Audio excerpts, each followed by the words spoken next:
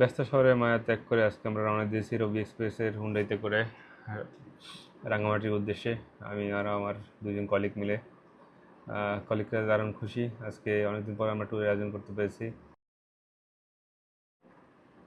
যাই হোক, চলুন ব্যাগপত্র নিয়ে বাসে উঠে পড়ি, কারণ বাস কিছুক্ষণের মধ্যে আমাদেরকে নিয়ে ঢাকা থেকে রাঙামাটির উদ্দেশ্যে ছেড়ে যাবে। এবং আমরা বাসে সিট পেয়েছিলাম একটু পিছনে। তা দেখা যাক জার্নিটা কেমন হয়।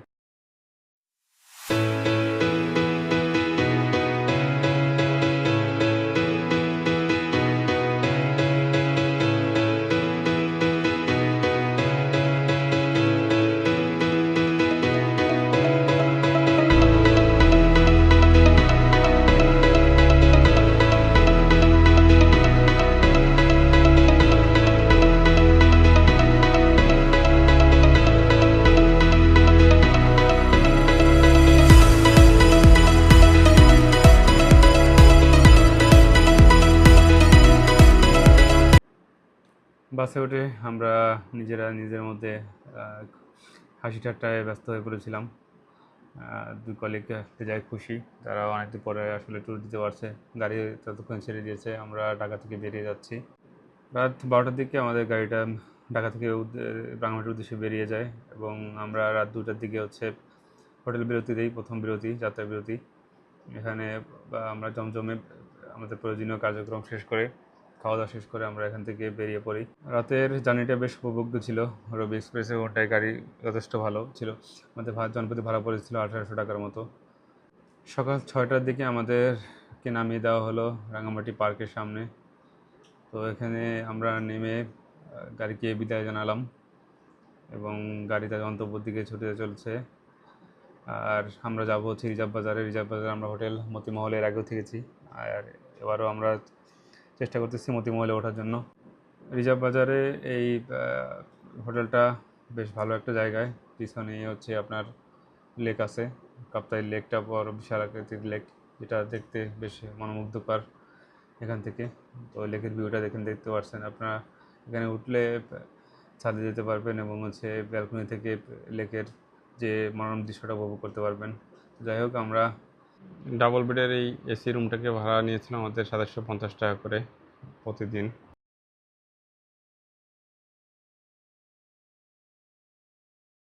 তো আমরা বেরিয়ে গেলাম সকালবেলা সিএনজি ঠিক করার উদ্দেশ্যে এবং আমরা আজকে কাপ্তাইতে উদ্দেশ্যে বেরিয়ে যাব। এবং এখানকার হোটেল নাদিশা ইন্টারন্যাশনালের উল্টা দিকে খাজা হোটেল, এখানে আমরা গতবারও খেয়েছিলাম, এবারও আমরা এখানেই খাওয়া দাওয়া করবো। এখানকার সকালের নাস্তাটা অসম্ভব ভালো লাগে। সকালে ভাত, ভর্তা এবং ডিম ভাজি, এটা অনেক মজার। আর এই যে হালুয়াটা দেখতে পাচ্ছেন, এটা এখানকার স্পেশাল খাবার। তো আমরা এটা সব খাবার শেষ করে বিল দিয়ে যথারীতি বেরিয়ে পড়লাম কাপ্তাইয়ের উদ্দেশ্যে।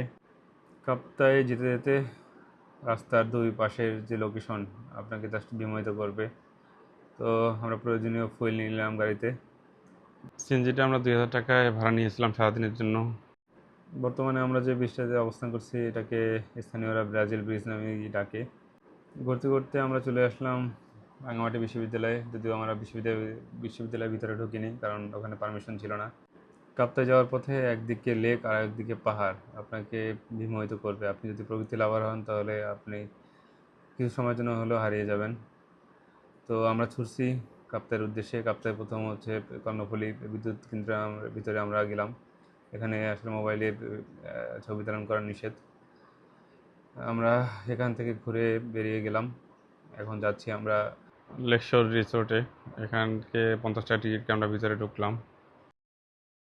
লেকশোর রিসোর্টটা নৌবাহিনী অধীনে পরিচালিত হয়। এর ভিতরে আপনার সিজনাল ফল ফ্রুট পাওয়া যায়। আমরা এখান থেকে আম খেলাম, জাম খেলাম এবং এখানকার পাহাড়ি ফলগুলো দারুণ মিষ্টি। আপনারা এখানে আসলে অবশ্যই ফলগুলো ট্রাই করবেন এবং পাহাড়িদের যে ব্যবহার অত্যন্ত চমৎকার।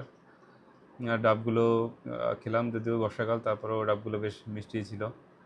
আর এটা হচ্ছে পাহাড়িদের গা গরম করার জন্য এরা এটা পান করে থাকে। তো এটা এখান থেকে ঘুরে আমরা বেরিয়ে গেলাম। দূরে লেকের মধ্যে যে একটা পিলারের মধ্যে দেখতে পাচ্ছেন, এখানে স্থানীয়দের মতে কাপ্তাই সব থেকে বড় যে ধর্মগুরু তার জন্ম হয়েছিল যখন লেকটা হয়ে গেল, লেকের সব কিছু ডুবে যাওয়ার পরে তার উদ্দেশ্যে এই মন্দিরটা তৈরি করা হয়েছিল। অত্যধিক বৃষ্টির কারণে আমরা আসলে ভিতরে যেতে পারিনি, তারপরও আমরা বেশ এনজয় করেছি। কিছু দূর আসার পরে আমরা একটা জায়গায় বসলাম। এখানে বসার পর প্রচণ্ড বৃষ্টি শেষে আমরা চলে গেলাম ফটোশ্যুট করার জন্য। পাশেই আই লাভ রাঙামাটি যে লেখা যে স্পটটা দেখতে পাচ্ছেন, ওইটা ঘুরে আমরা চলে গেলাম বার্গি লেক রিসোর্টে। সেখানে আমরা দুপুরে খাওয়া দাওয়া করব। রিসোর্টটার ভিতরকার পরিবেশটা অত্যন্ত চমৎকার, আশেপাশে ফুল দিয়ে সজ্জিত। তো আমরা ভিতরে পৌঁছানো মাত্র ভালো একটা রেস্টুরেন্টে দেখা পেলাম, বার্গি লেকের যে নিজস্ব রেস্টুরেন্টটা। এখানে আমরা মনস্থির করলাম দুপুরে খাওয়া দাওয়া করব, এবং আমরা খাওয়া দাওয়া শেষে এখানকার আশেপাশের যে ভিউটা আছে আপনাদের দেখানোর চেষ্টা করব। তো এখানকার খাবার দাবার পরিবেশনা অত্যন্ত চমৎকার ছিল। ইউনিক কিছু ডিজাইন ছিল, যেখানে হচ্ছে বালতিতে করে আমাদের ডাল দেওয়া হয়েছিল। এখানে খাবার দাবারের মান একটু মানের তুলনায় খাবারের দাম একটু বেশিই ছিল। তো আমরা যে চাপিলা ভাজিটা, এটা ভালো খেয়েছিলাম, মুরগিটাও বেশ ভালো ছিল, ডালটাও ভালো ছিল। তবে যে জিনিসটা আমাদের কাছে খারাপ লেগেছে সেটা হচ্ছে সবজিটা, এবং হচ্ছে গরু মাংসটা ঠান্ডা ছিল। তারা চাইলে এটা আসলে একটু গরম করে দিতে পারতো, কিন্তু কেন তারা দিল না সেটা আমি বুঝতে পারলাম না। যাই হোক, ওয়াশরুমটাও বেশ ভালো। তো এখানে আসলে আপনি খাবার দাবার শেষে আমরা আমাদের এখানকার যে ট্যুর, ভিতরকার পরিবেশটা আমরা ঘুরে ফিরে দেখলাম। বেশ ভালোই লাগছিল বৃষ্টি শেষে আশেপাশটা, এবং কিছুটা গোছানো ছিল, ফটোজেনিক ছিল। আমরা কিছু ছবিও তুলেছিলাম এখানে। তো দেখতেই পাচ্ছেন ভিতরকার পরিবেশ। এখানে পানি যখন বর্ষার সিজনে আসবেন তখন পানি আরও বেশি উপরে ওঠে, তখন আরও দেখতে বেশি ভালো লাগে। আর দূরে দেখতে পাচ্ছেন এখানকে আপনি চাইলে কায়াকিং করতে পারবেন। এই কাপ্তাই লেক কিন্তু মিঠা পানি মাছের জন্য বিখ্যাত।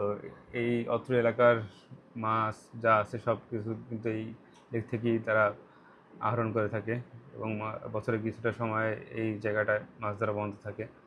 তারপরেও টুকটাক মাছ ধরে না তা না, মাছগুলো খেতে বেশ মজা। আমাদের বার্গি লেকে আমরা বেশ ভালো সময়, রিসোর্টে আমরা ভালো লেগে সময় পার করেছিলাম। তো সেখান থেকে আমরা বেরিয়ে পড়লাম আমাদের নেক্সট গন্তব্য আরণ্য রিসোর্ট। সেখানে আমরা সুইমিং পুলে সাঁতার কাটবো, এবং যেতে যেতে স্থানীয় বাজার দেখলাম কয়েকটা। এই যে যেটা দেখতে পাচ্ছেন, এটা হচ্ছে ব্রাজিল ব্রিজ। তো এই ব্রাজিল ব্রিজ এবং আর্জেন্টিনা ব্রিজ দুটাই আমরা এনজয় করলাম। এলাকাবাসী আলাদা দুইটা নাম দিয়ে আলাদা করে রং করে দেওয়া হয়েছে। তো যাওয়ার পথিমধ্যে আমরা আরেকটা জায়গায় ঢুকলাম, সেটা হচ্ছে রাঙামাটি জাদুঘর। এটা এখনও তৈরি করা হচ্ছে।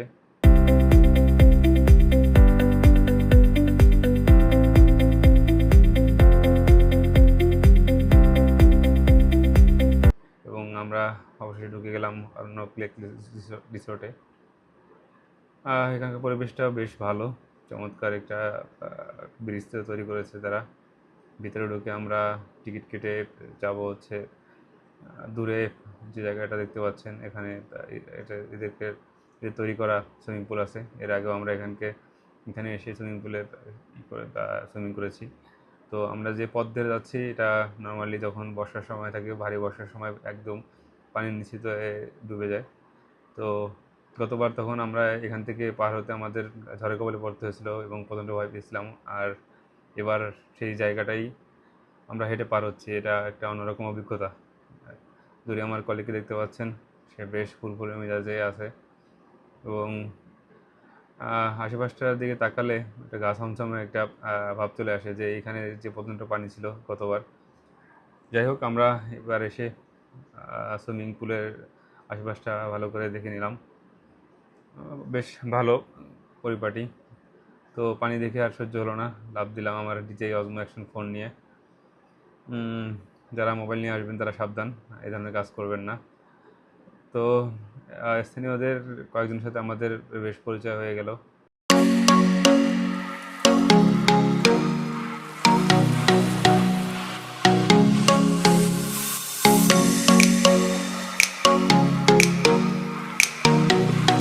তো সাঁতার প্রতিযোগিতায় আমরা কাউকে ফার্স্ট সেকেন্ড করলাম না। গোসল শেষে আমরা ব্যাগ অ্যান্ড ব্যাগেজ নিয়ে হোটেলের উদ্দেশ্যে যাত্রা করি।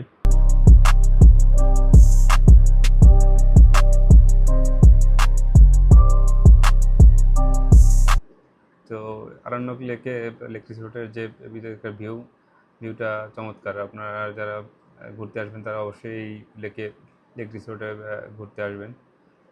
রাতের বেলা আবারও আমরা সেই খাজা হোটেল থেকে রাতের খাবারটা সম্পন্ন করি।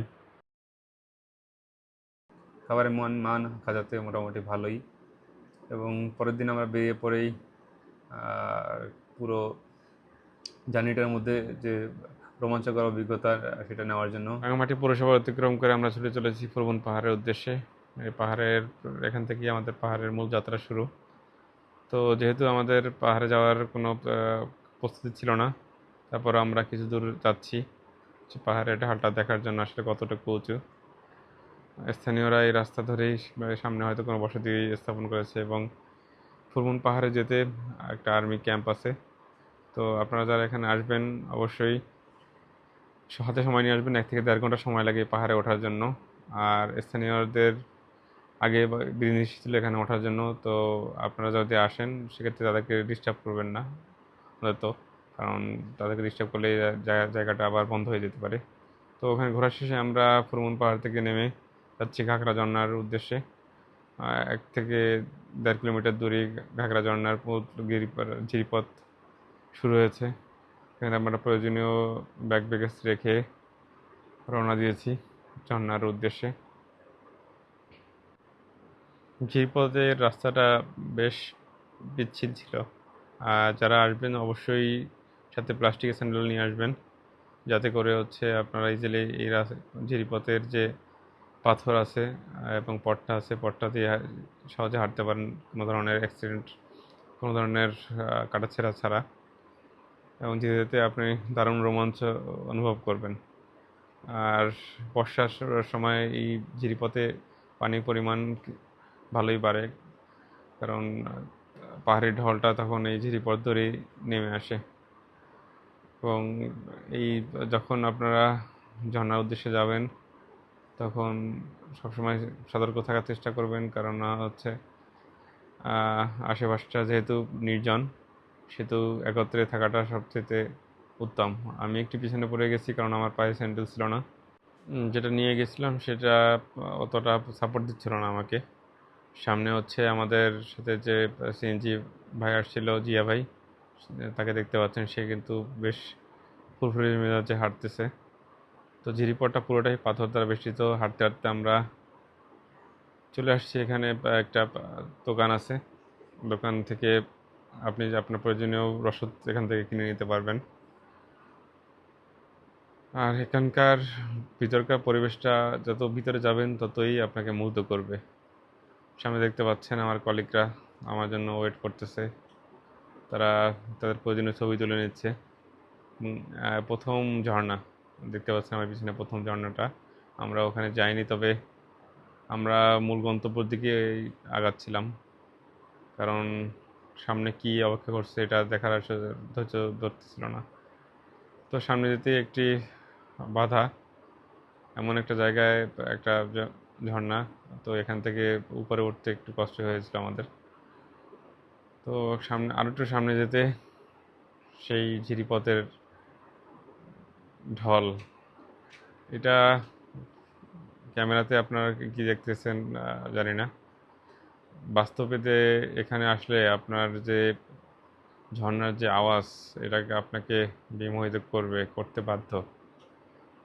এবং এই যে আপনার স্লপটা অতিক্রম করতে আমাদের বেশ বেগ পেতে হয়েছে। তো সামনে যতই যাচ্ছি ততই মুগ্ধ হচ্ছি, এবং প্রত্যেকটা স্টেপ ছিল রোমাঞ্চকর। এখানে যারা আসবেন তারা অবশ্যই সাহসী এবং অ্যাডভেঞ্চার প্রিয়, তাহলে হয়তো আপনারা এই পথটা অতিক্রম করতে পারবেন। খুব বেশি সময় যে লাগে তাও না, আধা ঘন্টার মতো ট্রেকিং করতে হয় ভিতরের দিকে। কয়েকটা ঢাল আছে যেটা অতিক্রম করা একটু টাফ। আমরা প্রায় অনেকগুলো ঢাল অতিক্রম করে ফেলছি। স্লোপগুলো বেশ পিচ্ছিল ছিল এবং খাড়া ছিল, দেখতেই পাচ্ছেন কোথায় নেমে গেছে ঢালটা। এবং এই পাহাড়ে ওঠা যতই উঠতেছি ততই ভালো লাগতেছে, কারণ এখানকার ঝিরির যে পথটাই আসলে সুন্দর। তো আমরা একটা পর্যায়ে এসে দেখলাম দুই দিকে দুটো রাস্তা চলে গেছে, আমরা ভিতর থেকে ঘুরে আসলাম। তো ওখান থেকেও একটা ঝর্ণা ছিল। আমরা হাঁটতে হাঁটতে আমাদের শেষ গন্তব্য, যে মূল ঝর্ণাটা, ঘাগড়া ঝর্ণা, ঝর্ণার মেন পয়েন্টে চলে আসছি। দেখতেই পাচ্ছেন প্রথমে অনেক মানুষ, উইকেন্ডে আসলে এখানে মোটামুটি ভিড় থাকে। আর যেহেতু শুক্রবার বৃষ্টি হয়েছিল, তাই ঝর্ণার পানি ফ্লোটা অনেক বেশি। আমরা এখানে প্রয়োজনীয় গোসল এবং যা মজা করার করলাম, কলিগরা মিলে ছবি তুললাম। তো ছবি তোলা শেষে আমরা এখন ফিরে যাচ্ছি। আমাদের এখান থেকে যাওয়ার সময় সর্বোচ্চ সাবধানতা অবলম্বন করবেন, এবং যা নিয়ে গেছিলেন সাথে করে নিয়ে আসছেন কিনা এই জিনিসটা এনশিওর করবেন। এখানে হচ্ছে সিএনজি এবং হচ্ছে যারা আসেন এখানে দাঁড়ান। যাওয়ার পথে আমরা যে জিনিসটা দেখলাম, একটা বাইক অ্যাক্সিডেন্ট করছে, সিএনজির সাথে বাইকের সংঘর্ষ মুখোমুখি। শুনলাম বাইকারের দোষ ছিল, এবং সিএনজিটা দুমড়ে মুচড়ে গেছে। বাইকের অবস্থাও বেশ বেগতিক, এবং বাইকের যে বাইকার ছিল তার অবস্থাও সংকটাপন্ন শুনলাম। দুপুরে ফ্রেশ হয়ে আমরা কস্তুরী হোটেলের উদ্দেশ্যে রওনা দিয়েছি, নতুন একটা হোটেল। এখানে আমরা আমাদের দুপুরের লাঞ্চটা সম্পন্ন করব। হোটেলের সামনের লোকেশনটা দেখতে পাচ্ছেন, ভিতরকার পরিবেশ সেটাও একটু আপনাদের এক নজর দেখিয়ে নিই। পরিবেশটা বেশ ভালো ছিল, গোছানো পরিপাটি, এবং খাবারের মান যথেষ্ট পরিমাণ ভালো ছিল। বার্গি লেক রিসোর্টের যে খাবার তার থেকে এখানকার খাবার যথেষ্ট ভালো ছিল। আমরা অনেক পদের ভর্তা, সবজি, ডাল নিয়েছিলাম, এবং এখানকার যে স্থানীয় যে কাপ্তাই লেকের মাছ, সেটা আমরা ট্রাই করেছিলাম। এবং খাবারের মানে দাম যথেষ্ট রিজনেবল ছিল। দেখতে পাচ্ছেন চাপিলা মাছ ভাজি, আর এখানকার কস্তুরি যে চিকেনের যে ডেজার্টটা, এটাও আপনার বেশ ভালো ছিল। আমার কলিগ খেয়ে সে এটাকে লাইক দিয়েছে। এবং আমাদের চারজনের খাবারের বিল আসছিল মাত্র 1570 টাকার মতো, যেটা মোর দ্যান এনাফ। এখান থেকে খাওয়া শেষ করে আমরা বেরিয়ে পড়লাম নেক্সট গন্তব্য, আমাদের ঝুলন্ত ব্রিজের উদ্দেশ্যে। একটা কথা বলতেই হয়, জিয়া ভাই যথেষ্ট আন্তরিক ছিল। তার সিনজিতে করে আমরা 2 দিন ঘুরেছি, এবং ঝুলন্ত ব্রিজে ঢোকার গেটেই একটা দোকান ছিল। এই দোকানে আমরা টুকটাক কেনাকাটা করেছি। তো এখন যেটা দেখতে পাচ্ছেন, এটা ঝুলন্ত ব্রিজের লেকের পানি যখন বেড়ে যায় তখন এই ব্রিজটা অনেক সময় পানির নিচে চলে যায়। নেক্সট আমরা এখান থেকে বের হয়ে চলে আসলাম পলোয়েল পার্ক, আমাদের সর্বশেষ গন্তব্য পলোয়েল পার্কে। এখানে এসে আমরা সেই সাঁতার কাটা যে ভাইদের সাথে দেখা হয়ে গেল, এবং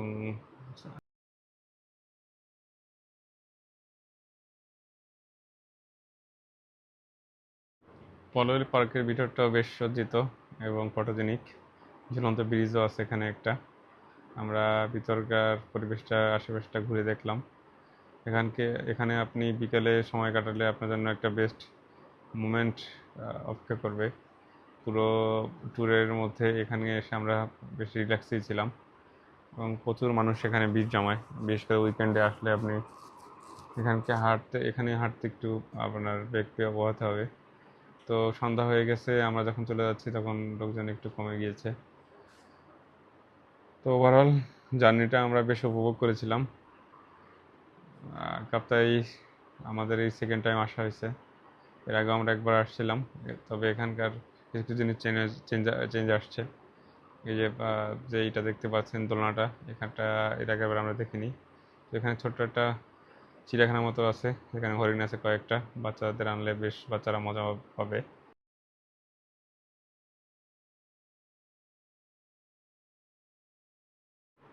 তো দেখতে দেখতে আমাদের যাওয়ার সময় হয়ে গিয়েছে। আমরা বাসে অলরেডি উঠে পড়েছি।